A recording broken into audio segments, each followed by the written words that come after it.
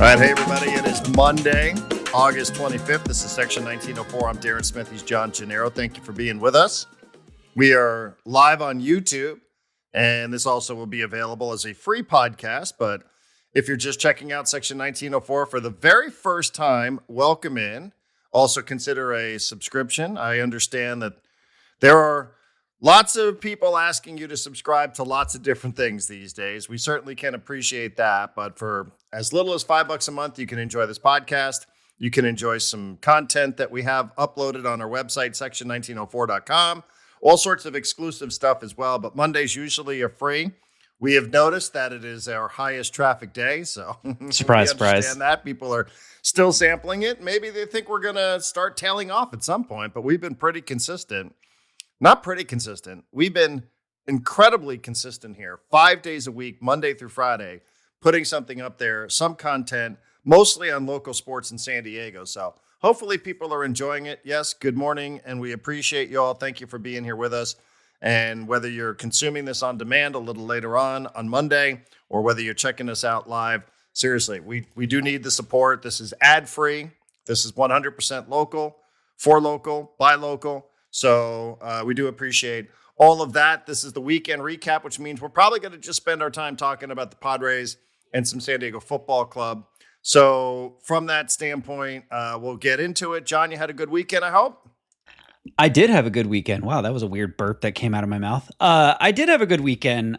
There was some relaxing. There was some friendship. I did miss all of the Saturday evening sports, which really sucks for the sake of this podcast and for myself, because that was the best Padres game of the weekend, I think.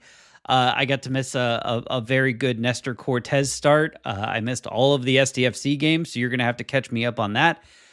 But I all I can think about right now is for local, buy local, and if we should start a clothing brand called FLBL. Maybe that'll be part of the merch that eventually comes out. But no, good weekend, especially yesterday. Saturday night was kind of late. Traveled out of town to see some friends that were visiting Southern California from out of the state.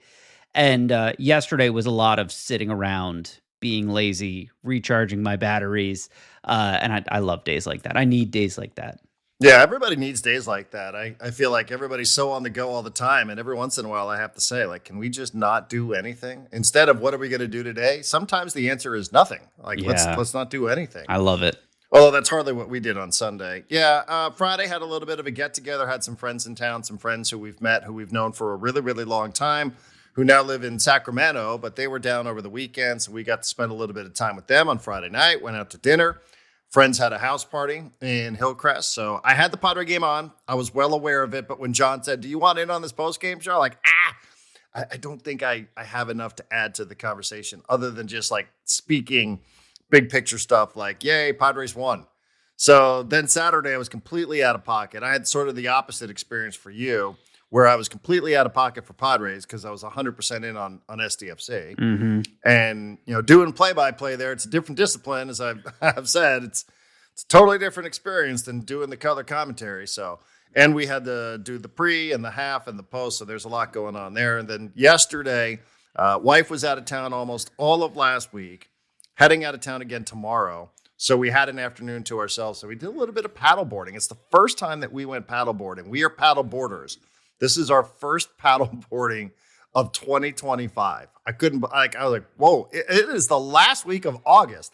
And we finally got out there on the bay. So did get out there on the water. It was a great day. Warm, really, really warm. Bay was beautiful. Lots of people out there paddle boarding. So, and all in, I would say on the sports front, John, normally, if you were to say in the abstract, Padres take 2 out of 3 from the Dodgers and SDFC clinches a playoff spot, you'd be like, wow, that's a great weekend. Yeah. Yet I sort of sense that, like, there's a little, but to everybody's giddy up here today. I don't know what it is. I don't know if it's the way the game ended for the Padres on Sunday. I don't know if it was a scoreless draw where SDFC actually clinched a playoff spot by halftime.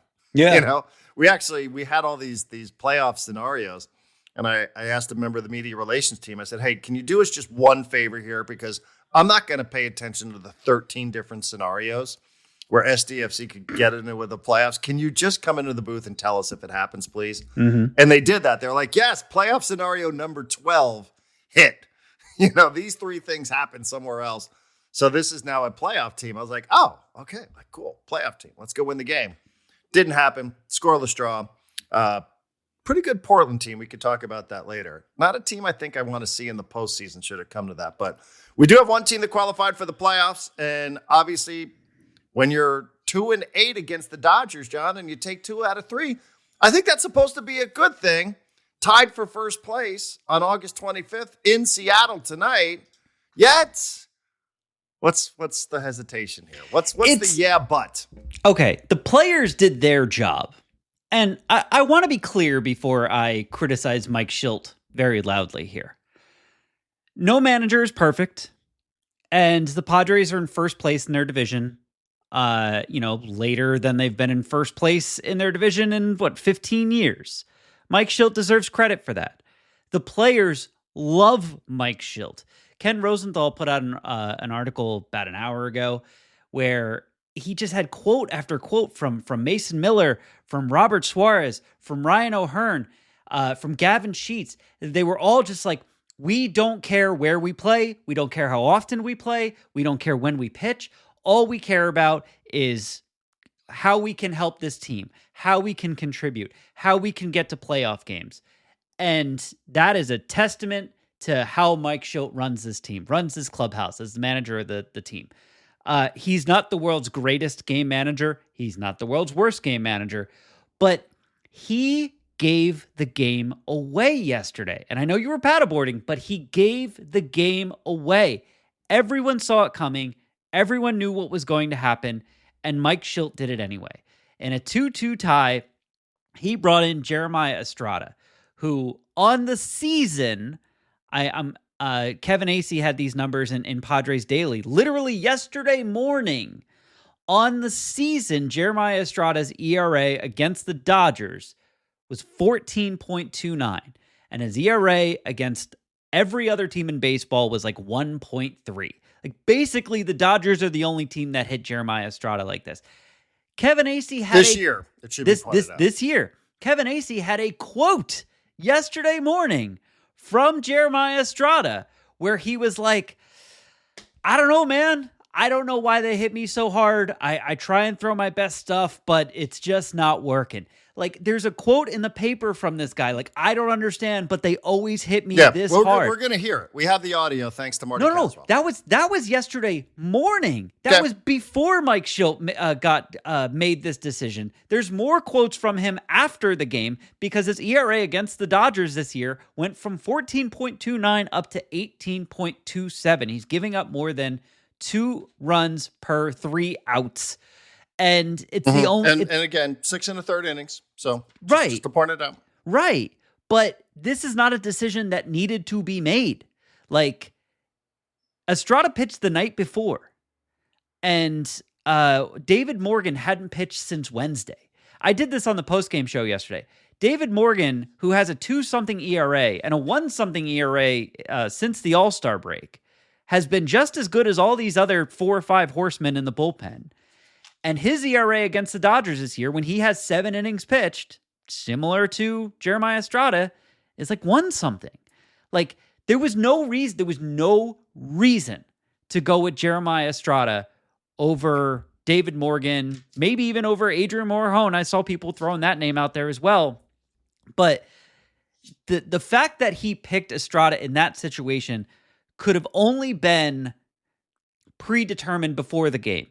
And I saw a quote from Mike Shildt. I know we have a video of Mike Shildt. We can get to it in a second. But I saw a quote from Mike Shildt where he said, I don't run from people, or some people like would run from this, and I'm not one of them. It's obvious that before the game, whether he told Jeremiah or not, Mike Shildt knew that Jeremiah Estrada had an ERA over 14 against the Dodgers, and he was determined to put him in this game to either help him overcome it or to see what he's got for future playoff games or whatever. But to do that in the 7th inning of a 2-2 game, a game against a team, it's the last game they're going to play against each other this regular season, and they're tied for first place. Like, this is an important game. And to just hand it over to Jeremiah Estrada, go, hey, I know you're not mentally in a good place with this team. I know you've had nothing but bad results against this team. I know you're wondering if you're tipping pitches against them. But here you go. 7th inning tie game. If you lose, we instead of a 2-game lead in the division for the rest of the season, we have no lead in the division for the rest of the season. Have at it. Was one of the worst decisions I've ever seen Mike Shildt make. And again, he's not perfect. I don't expect him to be perfect. There are things to criticize for all these guys. But for me, it showed not just bad decision-making. It showed a lack of respect for the moment. Like you and I were talking last week about like, hey, this is the Dodgers. I know it's regular season, but this is the Dodgers and you're fighting for first place. Like these games matter. And what mattered to Mike Shildt was getting Jeremiah Estrada's head right more than winning the game. And I think that's I used to tell people all the time, like there are managers who are great in the regular season that try and do the exact same thing in the postseason and it doesn't work. And there are managers who are really good in the regular season that in the postseason they manage with desperation and creativity. And those are the guys that tend to win World Series rings. This was not a good one for Mike Shildt in terms of understanding the moment, the level of desperation needed, the amount of creativity needed.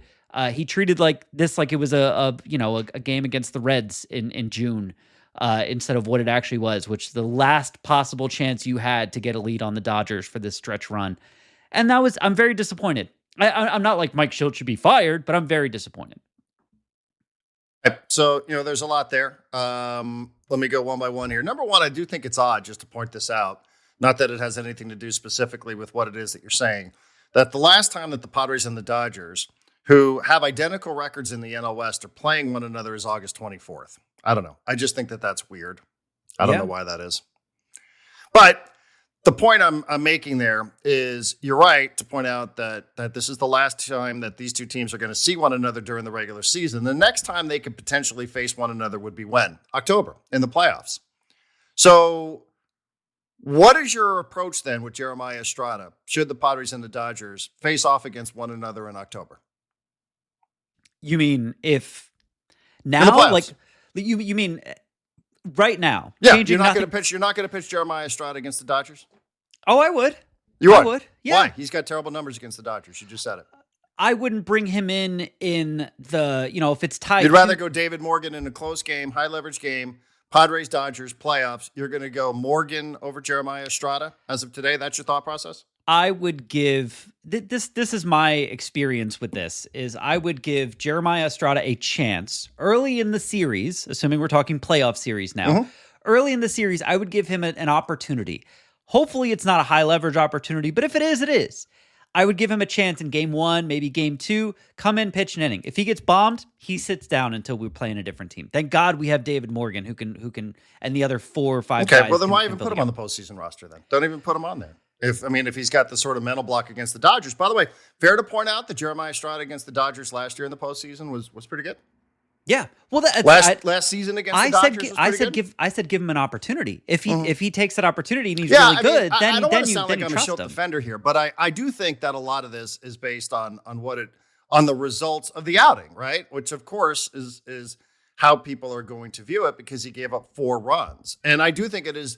As crazy as it sounds, when you're 2-8 against the team going into the weekend, I do think it is just a little bit disappointing that you didn't sweep them when you had a lead in your building in the 6th inning of this game, and you do have this bullpen. Okay, like that's like the overall big picture here, but hardly a Mike Shildt defender. I mean, that is certainly not how I want to come across here. But I think this is a little trickier than it is how easy you're making it seem like, you just don't do it because, he hasn't had a good, who else doesn't pitch well against the Dodgers? Robert Suarez. Yeah. So, if you look at Robert Suarez's numbers, he's thrown 19 innings against the Dodgers. He's allowed 10 earned runs. So, what are you going to do? You're going to hide him? I don't know that you're going to hide him either. And you're right to point out that this year the numbers are more extreme for Jeremiah Estrada. 8 games, 6 1/3. 13 earned runs. This is a guy that's allowed 21 earned runs all season long, and 13 of them have come against the Dodgers. I know. So they have something on him. They have the goods on him. Somehow, some way, they got him.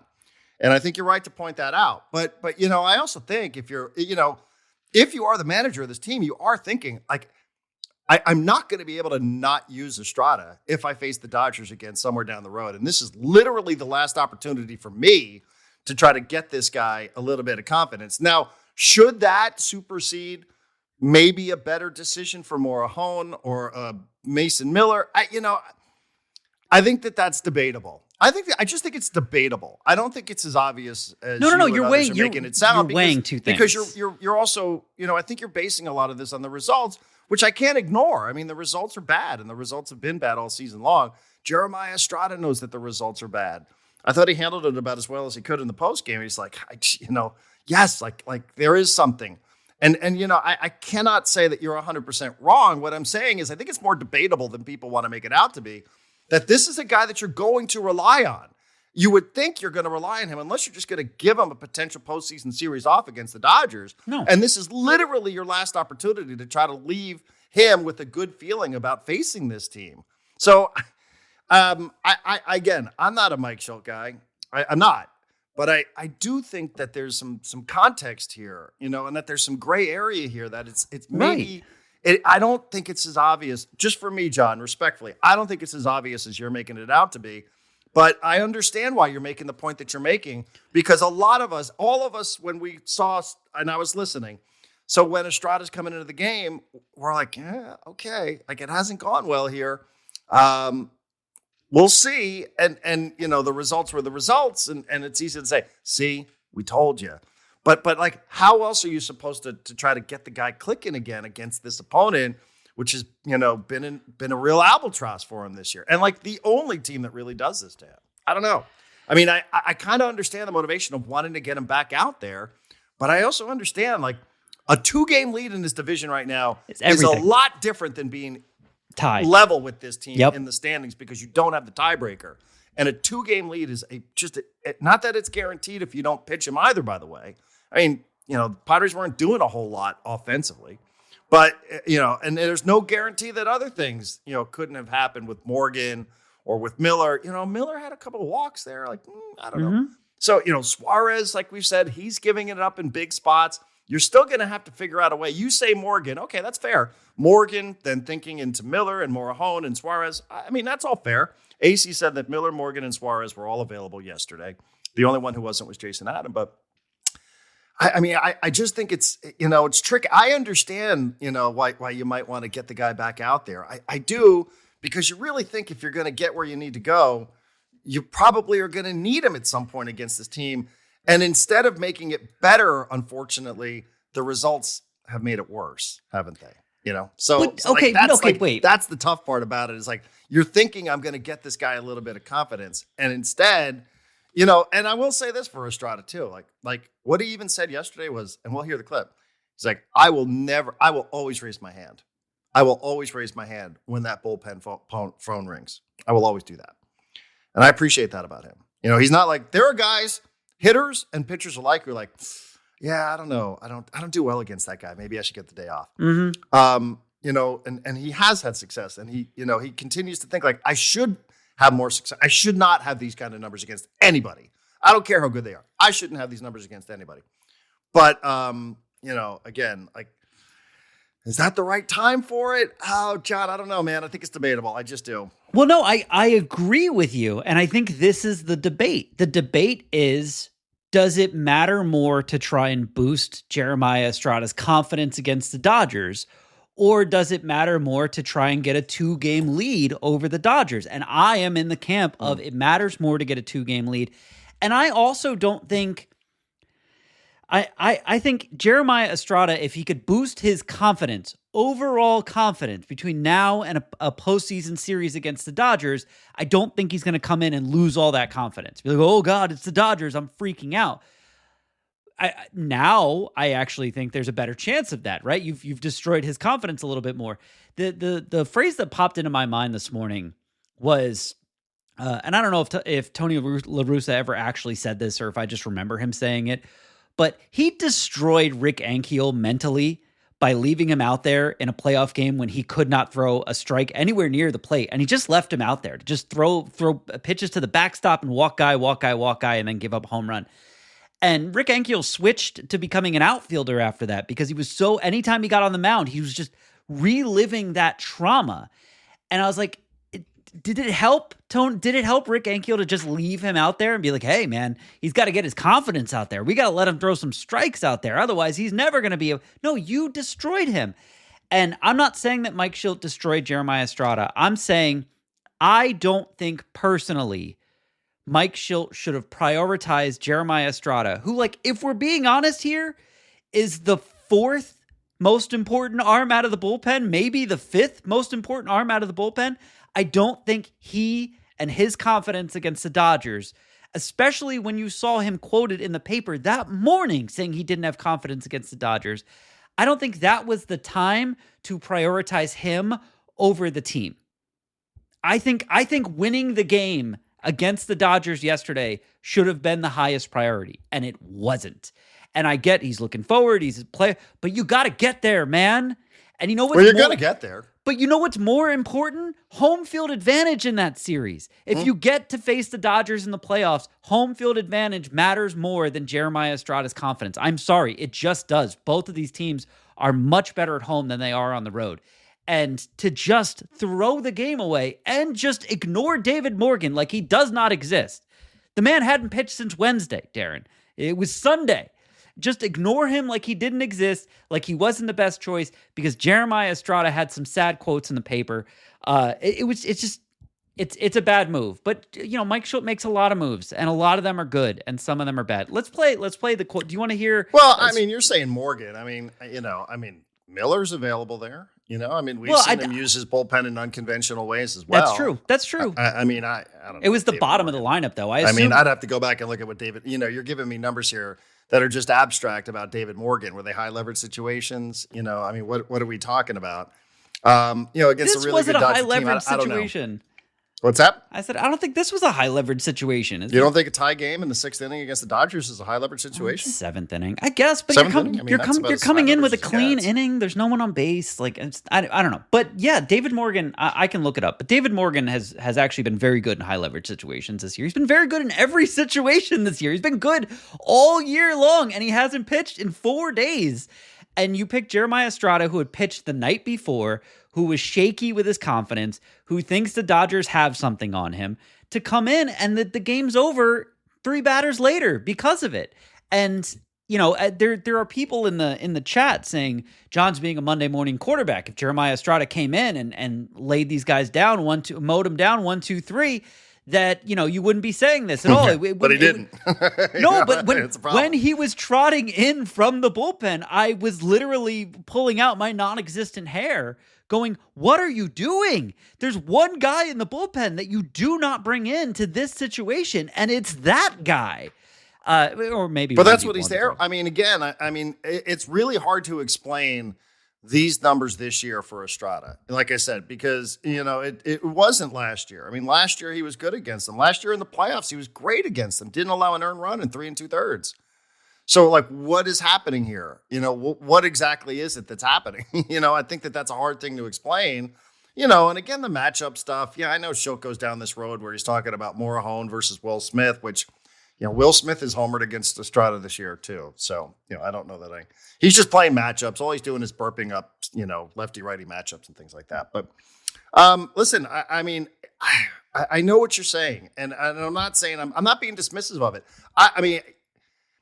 I just think, I think you're going to need Estrada. I just do. And I understand on August 24th, what you're saying, there's a lot of time left. There's not a ton of time. But, it is now 1 game back, and it's a huge difference. 1 game back, 2 games up.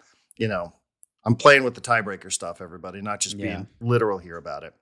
But, I guess with just 1 game up, if I really want to go down that road and be consistent. But I don't know. He's been one of your go-to guys for so long, and maybe.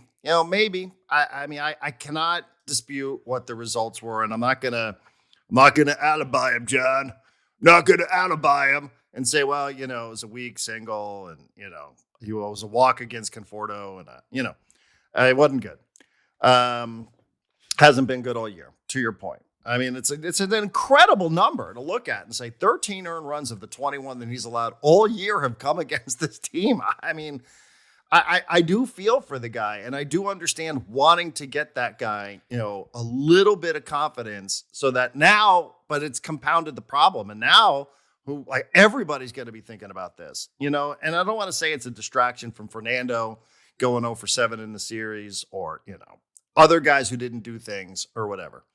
But, it is the story. And it does feel a little disappointing. I understand, oh, man, what did you expect? You're going to sweep the dot. Well, why? I mean, the Angels did it, for God's sake. So, and the Padres got swept, and they're tied. They have the identical record, and the Padres got swept last weekend.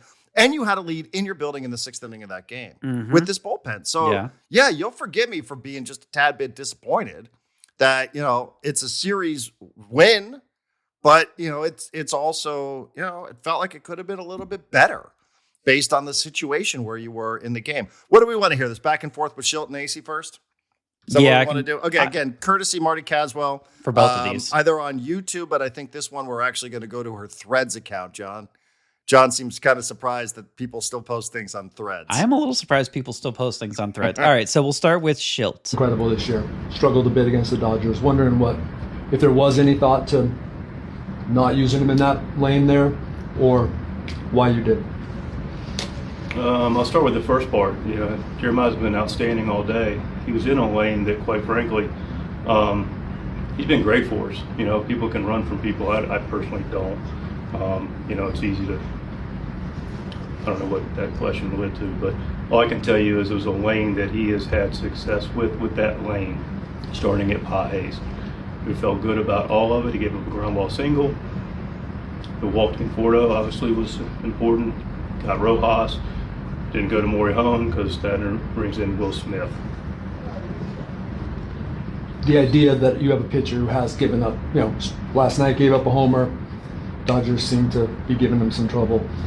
Doesn't matter. That the lane is what I'm not saying it doesn't matter. All I'm telling you is, do you want me to answer the question? Or I'm sorry, I meant that it was a question. Like, that doesn't matter. I was trying to get to the bottom of, it's simply about you trust Jeremiah in that lane. I just explained the answer and you just repeated the question again. I'm not sure what to say.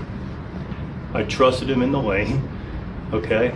I don't know what to tell you, man. I don't know what you keep wanting me to explain to you. I mean, he's had success against Padres. Conforto doesn't have any numbers on him. It's a different lane than other guys he's faced. He's been outstanding, as good as almost anybody in the league. Give him a ground ball single, a walk to Conforto. He got Rojas.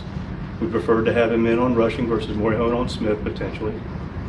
And he hit a homer. I don't know, if we're going to explore every time an inning doesn't work out, man, that's going to be tough because we're not perfect. He's not perfect, so I don't know what more to explain. All right. Well, I mean, I do like watching that. For those that are on YouTube, you got treated to the whole head maneuvering tilt around thing there as well. Like, oh, what? And he actually didn't answer the second part of the question, which is why Kevin had to repeat himself. I don't know if everybody else picked up on that, but Kevin did ask a 2-part question. He answered one part of it, and then Kevin's like, okay. But the second part is, and that's where he gets a little defensive, which again, is a strategy. I mean, this is just trying to put a little bit of the spotlight on the interaction more than it is, the actual, the players themselves. So, you know what? This is very Mike Shildt, actually. Not the trying to help out Estrada or seeing what he wants, but he just gets too cute about everything. There's never a point in time in which he's like, why'd you go with that guy? Because we think he's awesome. He's got great numbers against Pages and no numbers against Conforto, and we were worried if we brought in Morihone, they'd bring in Will Smith. He's always trying to think 2-3 moves ahead. But you made this point last weekend. It's so predictable what he's trying to do. The 2-3 moves ahead is so predictable that Dave Roberts can basically cut him off when he's trying to go somewhere.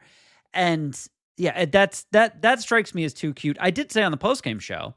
I also don't know, by the way, just to be jump in here real quick, John, and somebody did point this out. This is not. I have not looked this up myself, but that Pages actually has had some decent numbers against him. So it sounds like that's a little bit back and forth there. I'm not sure that that's the way it made it sound. Was like, oh yeah, he's had success against Pages. Pages can't do anything against him. And I don't think that's exactly the case. So again, that was pointed out. I haven't looked it up, but but somebody on the Discord channel, which is another benefit, being a subscriber to Section 1904, access to the Discord channel. You that was pointed out, so I will accept that as factual, even though I have not looked it up. I said in the post-game show that I did yesterday on the Section 1904 YouTube channel, please go and subscribe, that if I were Mike Shildt, I'd walk into the press conference after the game and say, that was on me.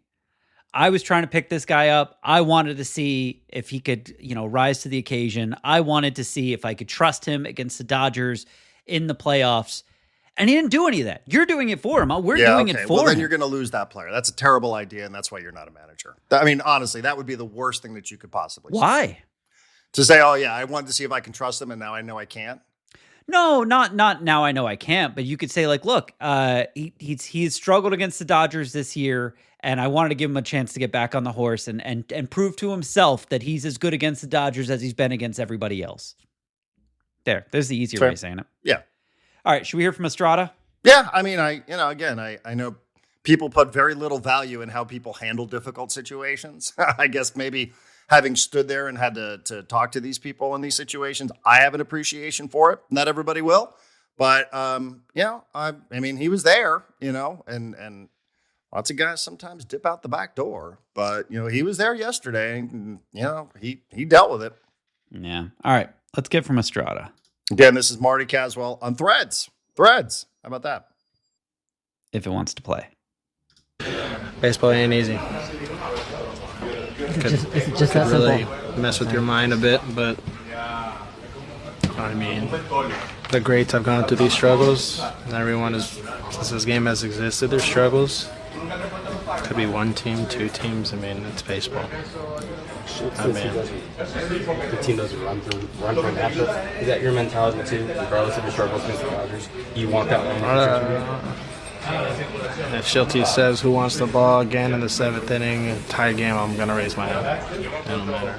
It's just who I am. I don't like to lose. I mean, it's baseball. I mean, come on. I mean, it's gonna happen. Last year I did really good against them. This year I don't know. They're known as a team that's pretty good at picking up tails and all that. Do you think they might have anything along those lines on you? Something on me? I mean, I don't even know. They might even know what color underwears I'm wearing. I mean, I don't even know what the heck it is. I just, you know what I'm saying? I mean, it's a hard game, man. Yeah. Okay. I mean, and he's right. I mean, he was a big part of, their postseason success while they had it against them last year. I mean, I can only imagine how frustrating this is to be like, man, I'm really good at this, except for this one team. And then, you do start thinking, as Dennis asked about, they're known as a team now that's got a little something going on there. We talked about it on the podcast before, and that wouldn't surprise me. What, all of a sudden, Jeremiah Estrada just, turns into some tomato can against the Dodgers? Or, do they have something on him? I would probably guess and suggest, John, it is the latter, because that's the only way to make any sort of sense of this whatsoever, right? And, it's probably a difficult night's sleep for Jeremiah Estrada, thinking like, what do they have on me? What do they have on me? Because I don't know how to make any sort of sense of this whatsoever. And what did they get on me that's different than what it was that I had last year? I don't know. But that's the Dodgers. Yeah. For the rest of the season, forgive me if this is going to become annoying, but for the rest of the season, it's going to be hard for me to not look at the division standings without going, and Mike Shildt threw that one game away. And granted, it was a tie game. It wasn't like the Padres had a lead. There was no guaranteed win, even if, they held the Dodgers scoreless in that 7th inning. But again, it just feels like he prioritized a playoff series that might never happen, Darren. Or he prioritized Estrada, who is like the 4th or 5th most important arm out of the bullpen, over the division standings. And because of that, it's gonna color the way I look at the division standings for the rest of the season. And I'm probably going to be really annoying about it. Fair. again, it's fair. Like you said, you cannot guarantee that these two teams are going to meet in October. So, if at all that was even for 1 single second part of the thought process, got to get there. You got to get to that matchup, and there's no guarantee that it'll happen, that the Dodgers won't get picked off first or that the Padres won't get picked off first. So I can't argue with you on that one. But, I do think that part of managing also, it's not just matchups. It is also confidence. It is also, being, this is one of the things I've always said about Bruce Bochy, and it kind of took me a while to understand it. It's because his players really trust that when Bochy asks you to do something, he's putting you in a position to succeed. Now, you could say, well, this is undermining your whole argument here about Estrada and Shildt because he put him in a situation where he didn't have success, again, because of what we've already discussed and the lack of success against the Dodgers this year. But, I do think that there is part of that. Part of being a manager is being, a little psychological, in your approach here. It's not just exclusively about matchups. But I don't disagree with the other side of this. I'm just, again, I don't think it's black and dry as black and white or cut and dried as like, oh, he just threw it away. Like he just prioritized. He goes Morgan out there too, and they light up Morgan. People are going to go, why didn't you go to one of your better arms? This is the challenge of managing. Again, I hate that I sound like I'm defending this guy. But, this is kind of that, isn't it? Like if you go Morgan there and like, you're playing numbers and you're saying, well, more numbers here seem to suggest that success would have been more likely as a result. And I can't disagree because it didn't happen. But, if it does happen, you're going to open yourself up to, well, why didn't you do this? Well, it's because I don't trust it. Well, what, now but, what does okay, that say? but you could have prioritized building up David Morgan and building up his confidence and go, hey, we were going to need him against the Dodgers. Yeah. Quick question for you. What is your favorite stat to evaluate a pitcher? It's probably not ERA, right? FIP, WHIP, ERA plus. I don't have one. I mean, I don't. I just kind of look at numbers and I don't think there's any one thing. It's just kind of what I don't love about WAR. Yeah, that's fair. It sort of is. I think, I mean, it's like Fernando. Did Fernando have a good weekend or a bad weekend? He was 0 for 7, but he had 5 walks and he scored 2 runs. I don't know. David Morgan has. What I expect for him as a pitcher is I expect Estrada to go out there. I think he's a strikeout pitcher. He's got swing and miss stuff. And, you expect him to go out there and even if he gives up a run here or there, like, you expect him to go in and have clean innings. Yeah. David Morgan has the second highest ERA plus of any relief pitcher on the Padres, only behind Jason Adam. He has the same WAR as Jeremiah Estrada in almost half as many innings. His ERA currently is 1.72, which is also best in the bullpen behind only Jason Adam. Like, I understand that when it was the 4 horsemen, it was the 4 horsemen plus David Morgan. I understand that he has not been considered at this same tier with Robert Suarez and Jason Adam and Adrian Morejon and Jeremiah Estrada and Mason Miller. I'm telling you, he's there. And yes, it's absurd to think like, okay, Jeremiah Estrada can't pitch high leverage innings against the Dodgers if you face him in a playoff series, et cetera, et cetera. But if you can bring in David Morgan and he has success there, then it's not absurd. You still have 5 great relief arms that you can throw at the Dodgers almost every single night. I don't understand the idea of picking the guy who pitched last night, who was having mental issues facing this team, against the guy who's been better than him statistically and has not pitched for 5 days. It's a bad again. I mean, you're sort of just like the crutch of statistics. I mean, I'm looking at Morgan. He's thrown 7 innings ever against the Dodgers. Okay. I mean, and he's given up a couple of earned runs. So it's not like we're talking about lights out. It's better, but small sample size relief pitchers. These things get really, really sort of skewed here. Especially given that the one thing that we keep talking about with Estrada is the performance against the Dodgers, which of course is why we're even having this conversation to begin with, because they were playing the Dodgers and not Cincinnati. But Again, I Two I runs in 7 understand. innings. 2 runs in 7 innings. A lot less than 13 and however many in 6 that Yeah, that and it Estrada also has. has absolutely zero history of success in a postseason series, which is a little bit more important than where it was that David Morgan was pitching last year, wasn't it? I guess, was he even in the big leagues last year? No, he was not. So, maybe, if you want to make the argument that you should let the leash out a little bit more on Morgan, I am making I that suppose argument. that's a fair conversation, especially, given what it was that happened over the weekend. But I also understand a manager's like, I've seen this guy get these guys out. For whatever reason, they've tagged him this year. But I've seen him get him out in a big spot in the playoffs before. So I think it's still in there. And, I believe it's still in there. And, now today, it's probably a little bit of a different thought process, because again, I understand the inclination of wanting to get him going the way he had been going against that team in previous, last year, I should say, but now it's kind of blown up in everybody's face. So, now you're really kind of stuck, now you really are stuck with what it is that you have here with Jeremiah Estrada. So, man, I think it's a fascinating thing to talk about.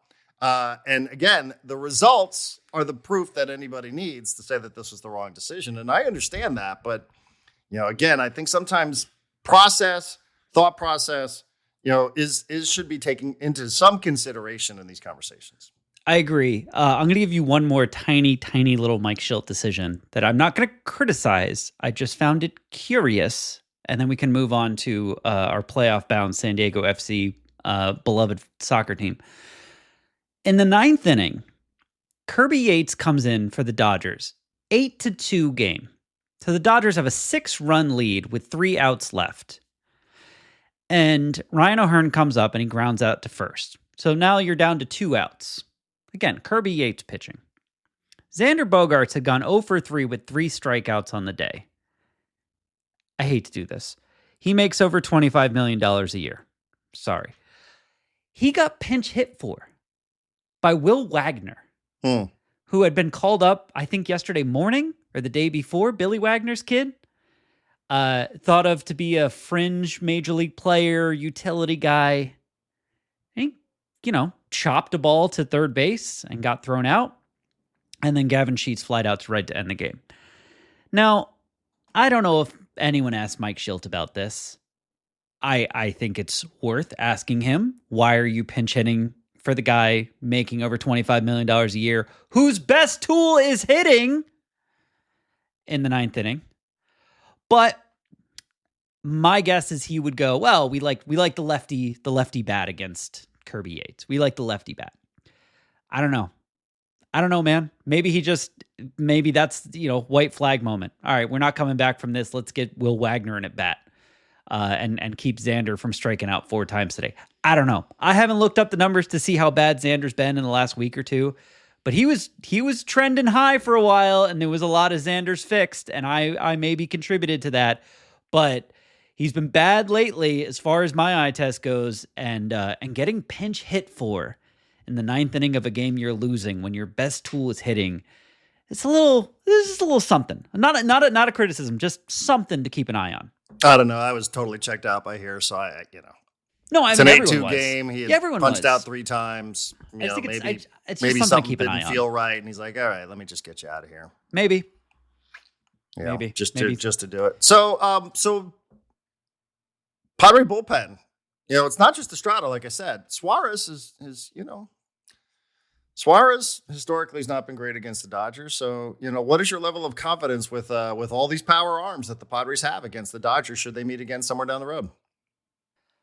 I mean, you get to the playoffs, you figure it out there. Say I would do with Suarez the same thing that I said I would do with Estrada. You give him an opportunity early in the series. If he gets hammered, then you see if you can survive without him for as long as you can. And if at some point you can't and you got to bring him back in, you got to bring him back in. But you give him a chance early in that series to prove that he can have success against this team, and then you go from there. I don't think you give up a game that could potentially put you 2 games up in the division to try and figure that out. I think you can figure it out early in the series. But I also understand, well, you know, I'd rather blow a regular season game than first game of a playoff series. I totally get that. If Jeremiah Estrada came out and he was awesome in this game against the Dodgers, and then 2 weeks from now he got lit up in 3 straight appearances, I don't think he's walking into the Dodgers series going, yeah, I own these guys. He's going to be like, man, what's up with my stuff lately? Like, I think the confidence is not as team specific as people make it out to be. Even if this is Jeremiah Estrada going like, the Dodgers got something on me and no one else does. Mm-hmm. Well, Shohei Ohtani homered against the Padres. I mean, he's been pretty bad against them historically in his career, right? When the game was well in hand. I mean, what a garbage time home run that was. Against Yuki Matsui. Not that I'm saying that Jeremiah Estrada is the Shohei Ohtani of relief pitchers. By the way, yeah. Sometimes certain teams, for whatever, I thought Estrada's answer is like, this sport. Like, and sometimes that's the only explanation that you have. But again, I don't stand here just blindly defending Shildt. I don't know. I don't think he intended to throw the game away. I don't think he was willing to say, hey, listen, this guy might be shit today, but I'm going to do it anyway just because I'm trying to prove a point. I don't think he does that. I don't think he's really been too concerned with people's feelings. I think he's taken pitchers out like before they can even get to the 5th inning of some of these games. I think, again, Shildt has not been like his predecessor in some of these situations where you're like, geez, that guy, he took him out with 4 2/3. You couldn't at least give the guy to the 5th inning so he could get a result as a starter. He's like, nah, I just, I'm pulling guys out of here. So, I don't think it's exclusively that. I don't think he thought he was like, taking some massive risk here with it because I don't think he's that kind of person, but he, of course, is going to come across as stubborn and a little bit obstinate afterwards. Mike didn't have a great weekend with media, let's be honest, starting with Ben and Woods on Friday and then into that press conference on Sunday. So, I don't think it's his greatest gift. I don't know what his greatest gift is, but it's certainly not his understanding of how to communicate with people when you're being asked questions that maybe aren't as complimentary or as rosy as you would like them to be. By the way, big guy loves playing the numbers, the lefty righty numbers. He gets forced into a situation last week where he's got to play Ryan O'Hearn and Gavin Sheets more, even against left-handed pitching, and they crushed left-handed pitching. He brings in Wandy Peralta to try and clean up the Jeremiah Estrada mess to face the left-handed Freddie Freeman, and Freddie just goes yard on him for the second time in the day, and Shohei Ohtani goes yard on Matsui, and it's like, I don't know, maybe these lefty-lefty matchups are not all they're cracked up to be when you're pitching. Maybe just throw your best pitchers. Yeah, I mean, and, again, best is open to interpretation. If you're saying best is just based purely on what numbers might look like, on a street, then you and I can have this conversation about Morgan versus Estrada. Yeah. I think Mike would probably say, like, one of my best relievers has been this guy. He's been one of my best relievers since I've been here. Totally get it. Yeah. But, now I think you've really compounded the problem, unfortunately, because now it's like really a thing. And I think like the thing that you could have avoided by not pitching him yesterday, even if you wanted to just chalk it up the strategy, like I said, like if Morgan gets lit up, then you're like, oh, well, you were trying to hide Estrada, weren't you? And this backfired. So, again, you're always sort of having to entertain all these different fucking thoughts in your mind when it comes to baseball, which is why the sport is just, what's the phrase? It's a stupid sport and nobody should like it. Yeah, no one should watch it. The thing about that now is it's oh, see, he was scared of Estrada. Now all of a sudden you're carrying being scared of Estrada against the Dodgers in a potential postseason. But there's a really easy, hey, that guy hasn't pitched since Wednesday. Nobody wants to buy that shit. Why'd you go with David Morgan? He hadn't pitched since Wednesday. Estrada, you'd be killing him today. Estrada threw yesterday. You'd be fucking killing him today if he said that. I don't think I would. You'd be like, I don't know. He hadn't pitched since Wednesday. You'd be like, get the fuck out of here. Run that guy right out of town, man. You wouldn't buy that bullshit, and you know it. No, honestly, But again, it's a hypothetical. I don't know that would have happened. When Estrada was trotting out, I was like, this should be Morgan, this should be Morgan, this should be Morgan. I don't do that a lot. But I also say that when Suarez comes into these games now, and Suarez, got out of it. And then I'm watching Mason Miller. I'm like, oh, man, this guy, he doesn't seem to have it against him. Made a brilliant defensive play to save it, right? Oh, yeah, picking up first, the pick on first, yeah. Yeah, so, I remember Nevin saying this to me once, and I think he was right, because people used to say this about Trevor Hoffman. You're like, I don't know, man. I always just feel nervous when Trevor comes in the game. You're like, of course you are. It's probably a one-run game. Yeah, it's right? So you're supposed to be nervous because it's like one swing away, and Yeah. like I like Estrada, and I know it's not about who likes what, and but I do think it's now the problem is compounded. Mm-hmm. I mean, maybe it's a good thing that you don't have to see them again, but you might, you might down the stretch. And the good news, I guess, is you don't have to, so you could use Estrada and not have to worry about somebody having the goods on him. What are they doing, man? They have to be cheating. The Dodgers? Of course. Yeah, I'm not even saying cheating, but they definitely have the goods on this guy. They have something. They have something. It doesn't make any sense that this guy with 21 earned runs is giving up 13 of them against this team with 5 fucking home runs. You kidding me? Yeah. Yeah, and I think I was looking earlier. He's still averaging 12 strikeouts per 9. And what did he do yesterday? Struck out nobody. Yeah. Single, walk, fly out, home run. Struck out Ohtani. And gave up a single. What a weird sport. Why do they start sport. Ohtani against the Padres? He's terrible against them. Well, it's Ohtani. Kidding, It's only a matter of time. All right, let's talk about the All good right, so team. Seattle, by the way, what happens if the Padres sweep Seattle? Who gets the better cup? I have not. I don't even remember. Now I have to go look up the Padres schedule to see what they did against them earlier. They get swept. They was it a 3-game series or Yeah. Okay, so 3-3, so it would be tied. Yeah, what happens here? Run differential? You know what? If I remember correctly, I think there is a thing in there that's like run differential. Okay, well, big series starting tonight at 6:30, I think it is. 6:40. 6:40. Guess who's pitching tonight? For who? The Padres. I know who's pitching tonight because I just looked at this. I don't have to guess. Who is it? It is it's just Sears. Yes. Yeah. Sears, Cease, and Darvish. Yeah. All right. Well, yeah. let's ride. I was thinking of you, by the way, and I think I mentioned you on the postgame show because of this. Because last week, Darvish had a bad first inning and then he recovered and he was good. And Nestor Cortez had a terrible first inning and then he recovered and he was good. And they were like, "Hey, after that first inning, I felt pretty good." And it matters to these guys. I was like, that matters to me, especially when they're throwing to a catcher that is still fairly new to them and a team that's still fairly new to them. At least in the case of Nestor Cortez. And I'm like, I'm taking away the full outing, which is like the last 4 or 5 innings were good. And then both those guys come out and they're really good. And then Nick Pivetta comes out and he's terrible in the first inning. Granted, it only led to 1 run, but it like these guys, for some reason, they have to figure out how to start the game a little bit faster. It's mental. But yeah, It's so mental. So much of this is mental. I'm feeling really good about Darvish and Nestor Cortez, though. Good. Probably, Can I just ask real quick? Fernando Tatis Jr., good series or not a good series? Not 0 for 7. Not a good series. 5 times, scored twice. I don't Didn't really make a difference at all.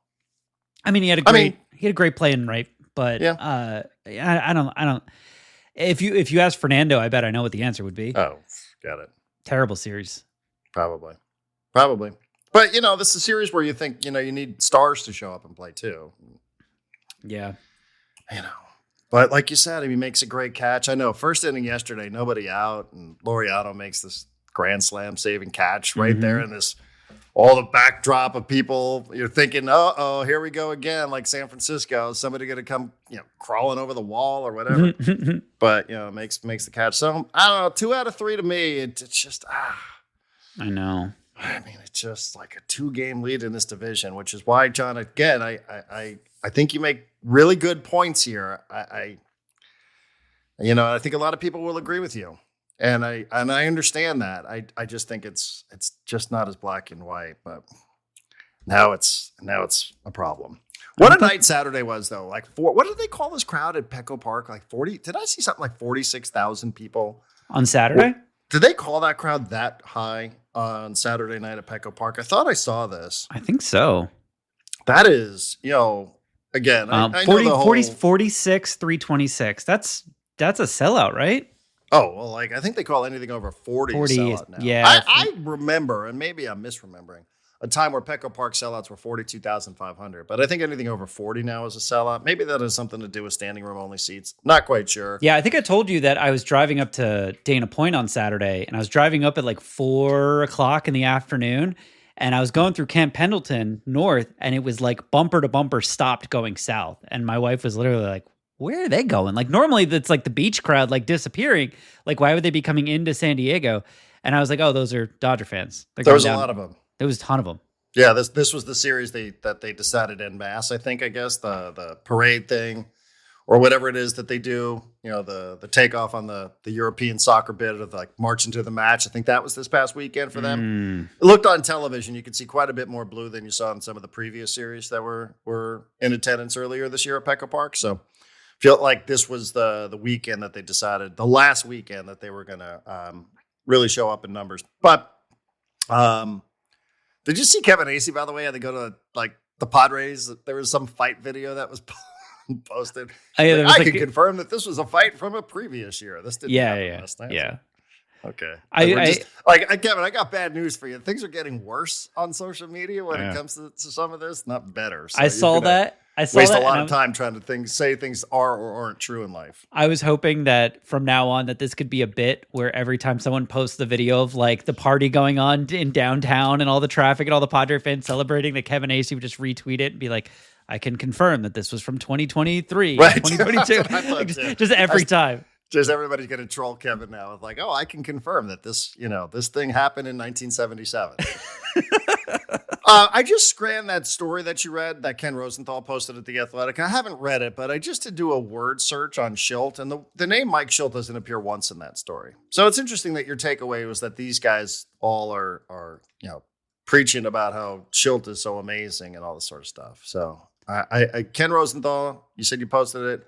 Padres, Mason Miller, Ryan O'Hearn adopt team first approach plus MLB notes. It's true that everything in here is phrased as from the Padres. Like even the first line, after acquiring Mason Miller, the Padres asked him about the role he envisioned in the bullpen, and he told them whatever. And then Miller said the Padres told him, quote, don't worry about roles going forward. Just worry about performing and helping us win games. And like, there's a bunch of stories about this, but yeah, they're all credited as the Padres, except for Ramon Laureano, who was like, I got here and I told AJ Preller, you're nuts, bro. You're completely nuts. The madman behind the wheel he is, isn't he? Yeah. I just wanted to see that because I was like, oh, are these guys really that effusive in their praise of Mike Shildt?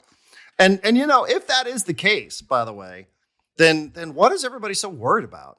If they ever were to get to the part where they asked Luis Ariz to move someplace else, I mean, yeah, maybe he doesn't have a team first approach. I don't think his name is mentioned in here either. No, I mean, if everybody else, like, is the story's whole premise is, which is all these guys are willing to do all these other things and whatever it takes, and I don't need this number and I don't need that number, and I know this hasn't been put out there. It's sort of a perception, maybe not the reality.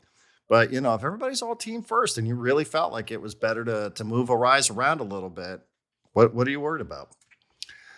All right, for 46,000 people, that is an insane number for a Saturday night, and it makes me appreciate even more the 28,000 people that showed up at Snapdragon Stadium on Saturday night for SDFC and Portland Timbers. It was hot, it was muggy. I know I sound like a thin-skinned turd in this, but that's fine. I'm not above that. It was humid, and like the energy. I give credit to the supporters group, Frontera SD. Like that's a lot of jumping and singing and playing drums and musical instruments, and for 90 minutes nonstop. So shout out to those guys because they kept it going as best they could all night long. It was a scoreless draw, as mentioned. We did get the news at halftime that SDFC is now the first team ever. First team this season, I should say, to clinch a playoff spot, which is pretty remarkable when you think about it. Regardless of how you feel about the team, about the performance, about the game on the micro level, even about a decision here or there. I know the Milan Olaski stuff keeps popping up because, the team has maybe not been as dynamic in goal scoring as it has. Portland is a better team. Portland came into the match good at one thing, and that is keeping the ball out of the net. The thing that they are not good at is putting the ball in the net. Yeah, they don't score a lot. Which is why they went out there and they added 3 players during the transfer window, all of whom started in this match. They signed one guy 4 days ago, 5 days before the match, I think. Another guy 7 days before the match, and another guy 9 days before the match. So they threw these guys right into the deep end of the swimming pool and said, hey, we've only got 8 games to go here in our season, so you're all starting right away. It was a debut for Corey Baird, who started at the number 9 spot. I thought he looked great. I thought he looked so good. He fit in so well. I thought he knew exactly where his teammates were. He had a great pass that was called offside to Anders Dreyer. Great flick on middle of the field. I thought he was active, knew where he should have been, understood his role. And then, of course, he goes hopping off the field in the 43rd minute with some sort of injury to his left leg. So it did change the dynamic just a little bit, because now here comes David Vasquez. Vasquez plays over on the right. Anders plays in the middle. SDFC had 2 goals that were called off due to offside.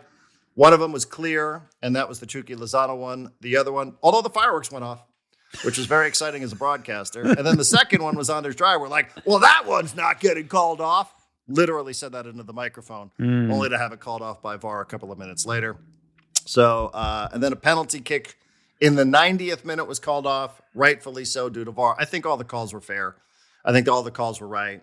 One shot on target for SDFC. I mean, the best players on the field, honestly, were defensive players for both sides. Superich and Sermon for Portland, and Manu Dua again. And Man of the match. Bambino. Yeah, again, like the best players in this match, and people who are half in on soccer or not in on soccer are like, okay, is that something to be proud of? But the best players on the field truly were the defenders, and of course, Yepe.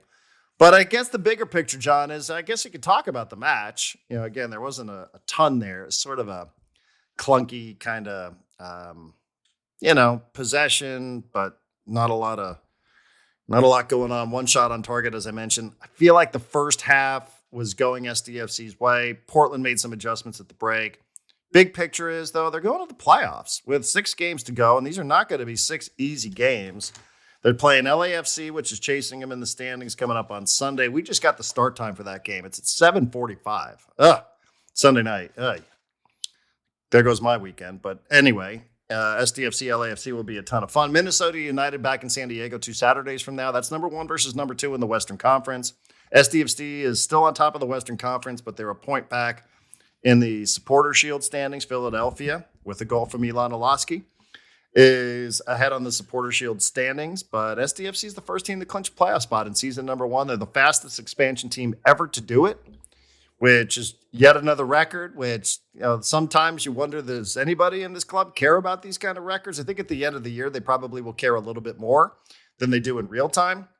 But, a mixed bag, kind of like Padres and Dodgers, where, you wanted that record at home.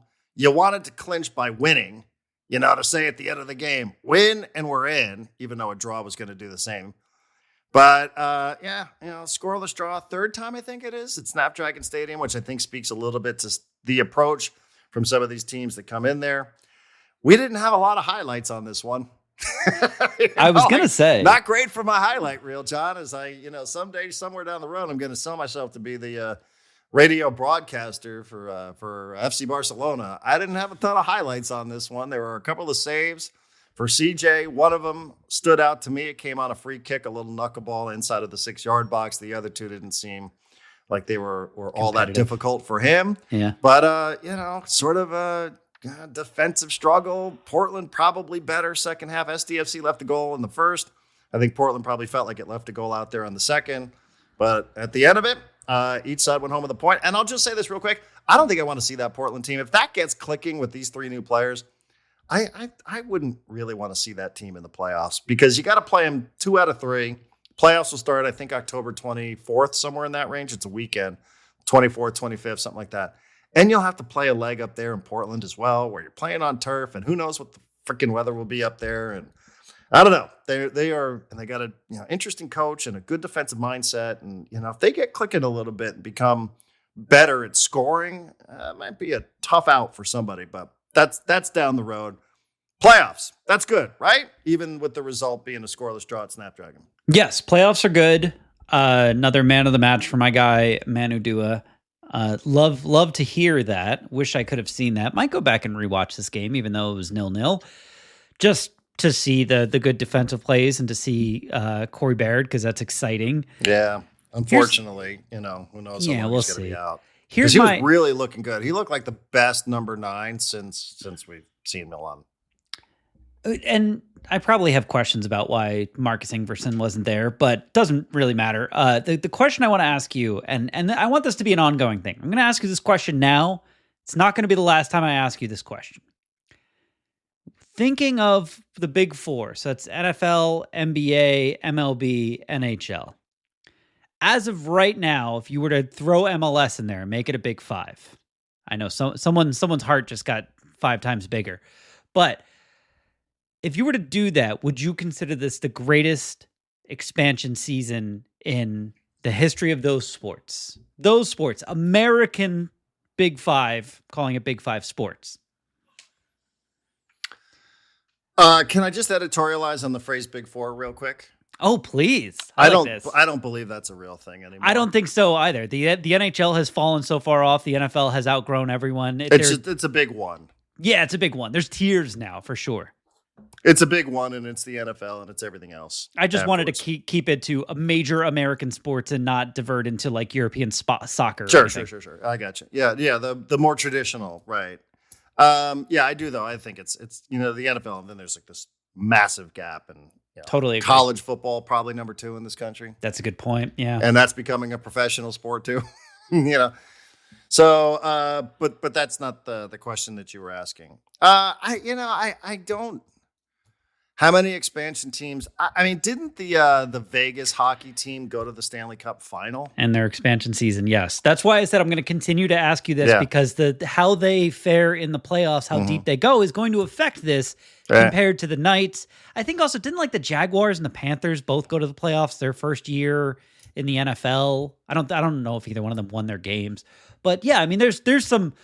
We remember them for their postseason successes. So if they go to the postseason and get like stomped out in the first round, we'll probably forget about this team. Well, I won't forget about this team, but in the grand scheme of things, the team will be forgotten about. But as of right now, I think they are on a trajectory. They certainly have the potential to be the greatest expansion team in the history of American sports, I think, in our lifetimes. Sure. Yeah. I mean, no expansion teams ever won the Supporter Shield, which is why that matters. And can I just take a quick second to explain this? Because there still is the perception that being the best regular season team in any given season, what does that matter? You give out a trophy for that? You give out a trophy called the Supporter Shield. I love that trophy. I do too. And I'm glad that they do it because I do think that regular season success should matter for something, especially when you're playing these long seasons. 34 games is not long compared to baseball, but 34 is longer than football. I also love that it's named after the supporters because they're the ones that are watching every game, at every home game, traveling with the team. Like the regular season, they're putting in as much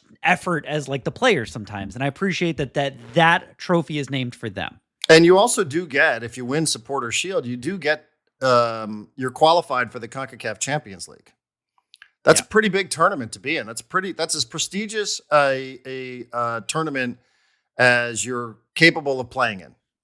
And I'm sure it comes with some sort of financial rewards as well. I don't know exactly what they are. In the CONCACAF Championship, you would get home games, right? In theory? Yeah. I mean, you play, against teams from CONCACAF, which is the governing body, which is North America, Central America, South America. So, you're going to be playing international clubs, which I think is what the club is all about. Yeah. They want to be on that kind of stage and being given the opportunity to go and play in places in Mexico and play in places in Costa Rica and play in places in the Caribbean, I think would be massive. Like, I think that would be an incredible thing. Yeah. So, there is a reward to it. It's not just like, okay, participation trophy, here you go. And then again, I think that there comes with it some sort of financial reward if you qualify for CONCACAF Champions Cup. But that's, we'll have to give it a little bit of time on that. What was I saying? What was my point here? Where was I going? Supporter Shield. Supporter Shield. Okay. So one game back of Philadelphia, which, again, will be interesting because there is a subplot there now with Philadelphia being the team where Milan Olaski ended up. Do I think this would be? I don't know. I mean, I think to break all sorts of records here, they're already on a record of 6 consecutive away matches. That's kind of a detail. That's one of those records somebody points it out, and you're like, oh, isn't that interesting? I don't know that anybody was talking about that, nor does anybody even know who the previous record holder was. Yeah, it's a weird thing. Yeah. Yeah, it's kind of, sometimes in baseball you get these stats, and you're like, well, who was the previous record holder? I didn't even know about this. Yeah. If you don't know the previous record, then sometimes. I came into the season knowing exactly what the record was for wins in a season by an MLS expansion club, 17 from St. Louis 2 years ago. By the way, St. Louis fired its sporting director today. Not that anybody here necessarily cares about that. And also, LAFC's points record for an expansion team, which is at 57. So, 2 more wins and you break both of those records. And there's some combination of draws for the points record, but I'm not going to bother with that today. I mean, being the most successful MLS expansion team, especially in its 30th season and its 30th team, I think would be meaningful. How that would compare against, the NFL team that went to the playoffs or the hockey team. I guess off the top of my head, I would have to say the Las Vegas, the Golden Knights are considered the best expansion team ever. Now, is there a WNBA team that maybe made a run here that I'm struggling to remember? Yeah, but they've had so many expansion teams because their teams close and open up new ones. I mean, I guess that's true. MLS's early days, were a little dodgy there as well. Where they lost a couple of clubs. Tampa comes to mind. Originally, the San Jose Clash. But I think they'd be in that kind of conversation if you're going to lump MLS into those kind of conversations. So, yeah. And I love the post-game video that SDFC posted of Mikey talking to the team. I mean, talk about a guy that just really gets it. A guy that totally is quickly ascending up my list of favorite people to cover and be around. Even what he said, being an expansion team, he's like, hey, listen, our goal is just to – I love what he said about – let's see, I have the quote here. I won't read it all. But what a lot of, he's talking about just how his goal isn't necessarily all these benchmarks and all these achievements. But for me, what is tremendous value is we're here to represent a community, right? We're supposed to be a reflection of San Diego and the people in San Diego. And I think that means a community with good character. It's a community that's creative, diverse. It's a place that people know they come for entertainment, but where a lot of people don't know, this is a place where people make tremendous sacrifices to live in and they work really hard. It's California. These areas, it's not easy to make a living and live here. People make tremendous sacrifices, huge work ethic every single day so they can live here because they love this place so much. And I think that's what I'm most proud about the group you see in the games. When we're down, we have a fighting spirit about us. That's the base of everything that we do in trying to be a reflection of the community. Like that is soccer. Like, again, I'm reading a book now about Spanish soccer. And one of the chapters is about this team doesn't expect to win anything, but what they expect, because that's real life. Not everybody's, the world doesn't operate on salary caps like a lot of our pro sports teams do. But what they expect is that the team is going to mirror the spirit and the personality of the city. And I think Mikey is really taking that to heart. So I do appreciate him paying attention to that sort of stuff and not just seeking out the glory of saying, we're a record-setting club and we're doing all these kind of things. I think he downplays that sort of stuff publicly, even though I'm sure he's incredibly proud of it. But what he's really proud of is the way that the city and the club is connected and the way he hopes it is reflective of what the city's all about. And I for one, do appreciate that. So on to LAFC on Sunday night again, 7:45, which means kickoff is probably going to be like 7:50. Be caffeinated. I know. Like my whole caffeine routine is... I'm going to have to come up with a plan for that today. Is that their latest kick for the year so far? We haven't had one later than that. 7:40 is usually where we're at. So this one will be the latest. At LAFC too, Steve Cherundolo, San Diego guy. So, they're looking up in the standings as well. But again, overall, I think the match itself was a little bit of a slog. But clinching a playoff spot, man, that's a big deal in season number 1. Been invited to go on sports radio shows. I was on Kogo this morning at 8 o'clock. Kogo. Whoa. Yeah. People like that word playoffs, Darren. Playoffs. We got 2 teams that are going to the playoffs. I like these words. Lifetime contract for Mikey Varas. The one thing that's freaking me out. Thing, honestly, secretly, I kind of worry. These guys' success. No, that's what I'm saying. They're not going to go get plucked and go somewhere else. This is the difference, right? This is the difference between being really, really successful as an expansion franchise in MLS or being really, really successful as an expansion franchise in NHL. There's nowhere to go up in NHL. You're just the best NHL team, and no one's gonna pluck you. Right. But if if San Diego FC is the best team, like let's say they win the Supporters Shield, let's say they win the MLS Cup, and let's say they do it again next year, Darren, you know what's going to happen? All of these players are getting sold. Mike Ivaris is going to be the head coach at Manchester United or something. Like that's the better you are. This is why I get freaked out when Manodua gets man of the match again. I'm like, no, it's not. Like, don't be too good, because if you're too good, you go to one of the better leagues, and I don't want that. I love this team right now, and I want them to keep it together as much as they can. And I know that's who did we have on that we were talking about? Was it Joe Lowry we were talking about this with? Where it's just like, if you're a really, really good MLS team, part of that whole process and structure is selling off players to get a lot of money to build the best. Like my American sports brain cannot calculate falling in love with a team, a coach, players, and then having them graduate up to a different and better league that gets them out of San Diego. Now you see some of my anxiety and fear just spilling out. But no, this team is great, and Mikey's a big part of it. And I continue to be freaking amazed that people will throw questions at him that there's no chance he had a way to prepare for. And he answers it like he spent 4 hours the night before preparing to answer the question. Every single time. Like, I don't understand how his brain can work that fast, but that's probably why he's such a good coach. I loved it too when they showed inside of the locker room afterwards, and he was just going back and forth, English, Spanish. And he's like, hey, man, when he said at the end, he's like, okay, so now we qualified for the playoffs. And now what? And then he said in Spanish, y ahora qué? Y ahora qué? I bet you that's going to be the next phrase for this club moving forward, is everybody's going to say, y ahora qué? And now what? Mm-hmm. Now what are you going to do? Because now you've qualified. Okay, that's great. But now what? Ahora qué? And I love that from him, because he's just standing there. You can just see how much like the passion goes through him when he's standing up there before the club. We should make shirts that say that, because we are connectively tied to the expansion San Diego FC team. Darren, Section 1904 launched right as they were kicking off their expansion season. You have been working for the team pretty much the whole year. So I want to make these shirts. Homecoming for Tom Penn on Sunday, by the way. Oh, that's right. The LAFC guy.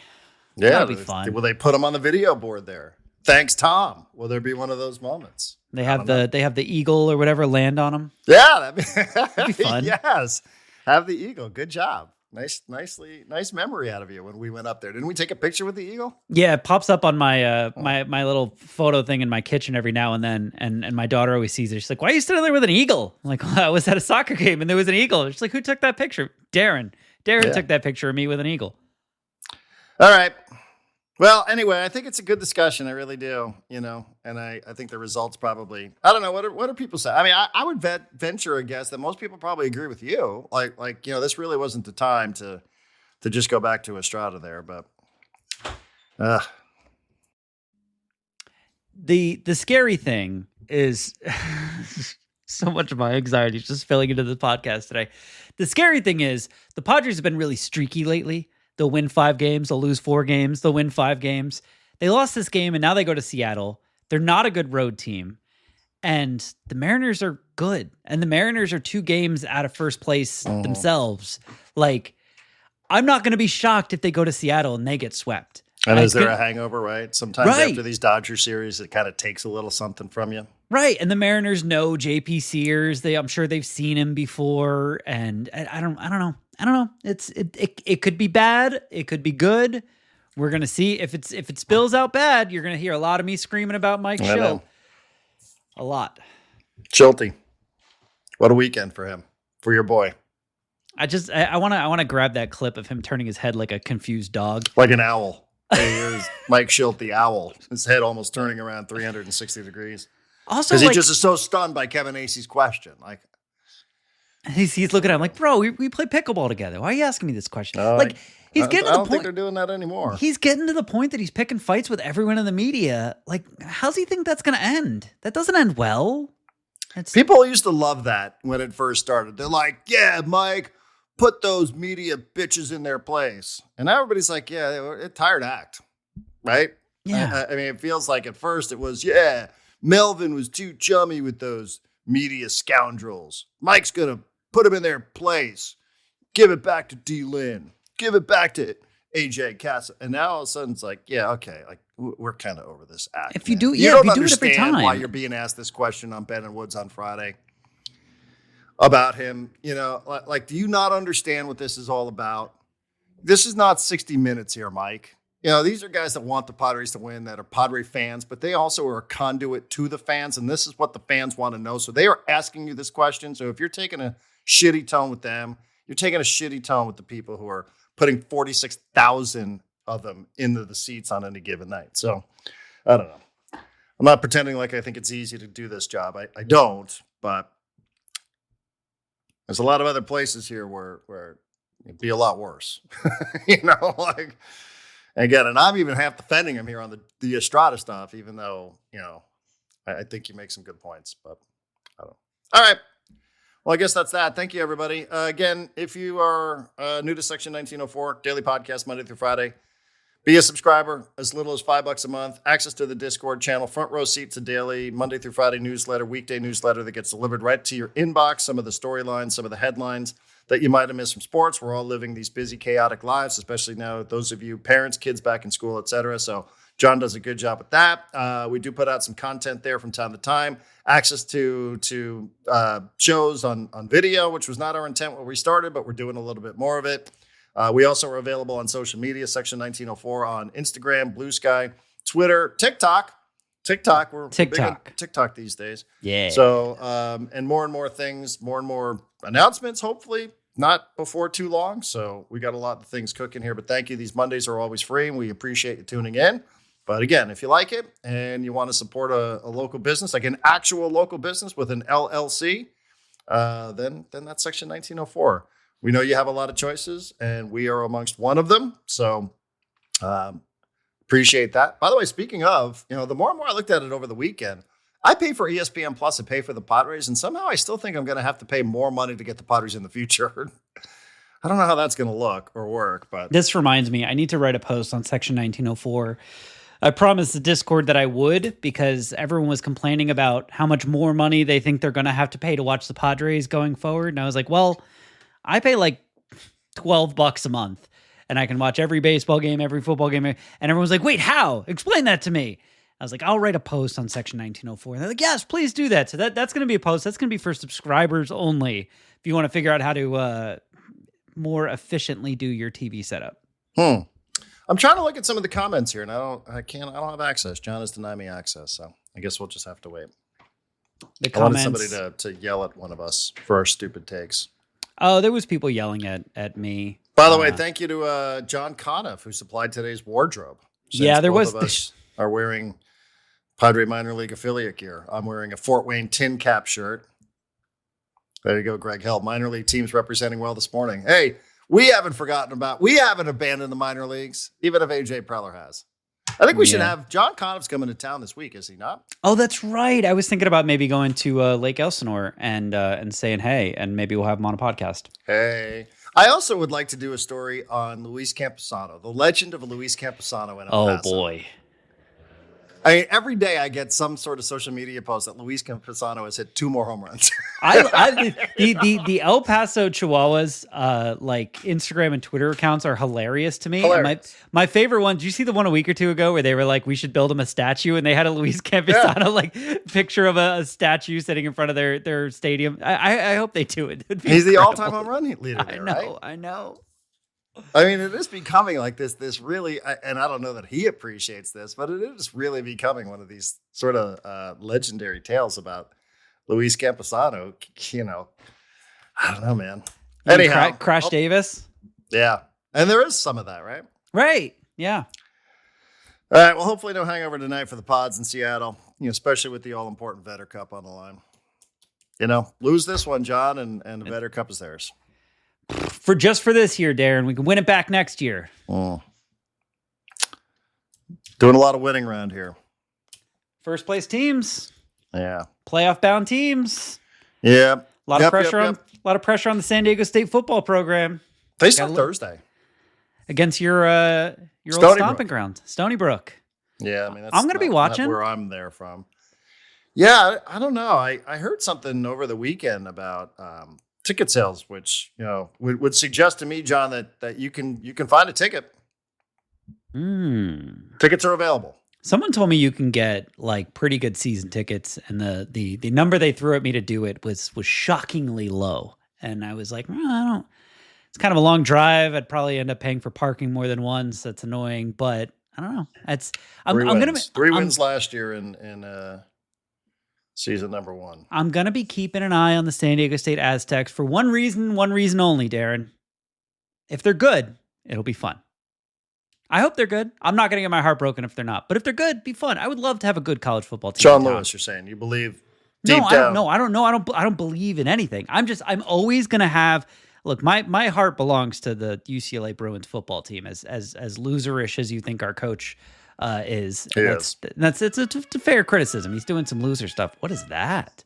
Somebody came by with a unique horn. Oh, that was like a horn on a car? Yeah, it was the General Lee, wasn't it? It did sound like the General Lee. That was fantastic. But no, I'm going to be watching UCLA every week. I'm also going to have like half an eye over here on San Diego State, just in case they're good. If they're ever good, we're going to talk about them on this podcast a lot. If they're like a 2-win football team, we're not. So I'm keeping half an eye. This is their last year in the Mountain West. And then they go pack whatever it is. 12. With what, 6 teams? They didn't 8 teams? I think they're up to 8 now football. I hate the fact that it was the Pac-10, 10 teams. And they're like, we got 12 teams, changed to the Pac-12. And since then, it has not been 12 teams. They continued to call it the Pac-12. Just go back to Pac-10. It's a brand. Pac-8. But I don't think it's 10, though.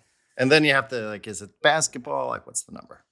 I don't know. It's too confusing. But I am going to keep half an eye on them because I purchased the new college football video game over the weekend. And I started a franchise with the San Diego State Aztecs, because playing games inside of Snapdragon Stadium actually looks really cool, because all the seats are filled in when you do it on the video game. What is what time is this game on Thursday? Don't know. Let's see. I should have this right here on my 7 p.m. Perfect 7 p.m. Thursday. Yep. Mission Valley. Is that I think that's an off day for the Padres? That is an off day. Perfect.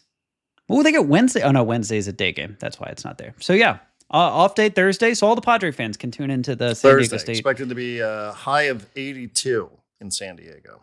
Boy, if they lose to Stony Brook, we're going to have something to talk about on Friday. Will we?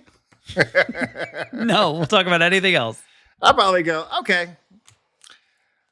We'll get back to you on that one. I mean, if we don't have to, we won't. But it would be nice. I don't know what their expectation is when you schedule Stony Brook for your home opener. I don't know, and I'm sure we'll hear a lot about kids not back in school or whatever. Their next 2 games are Washington State and Cal. Like, you got to win the Stony Brook one because Washington State and Cal are not pushovers. Yeah, one's a future conference foe, Washington State.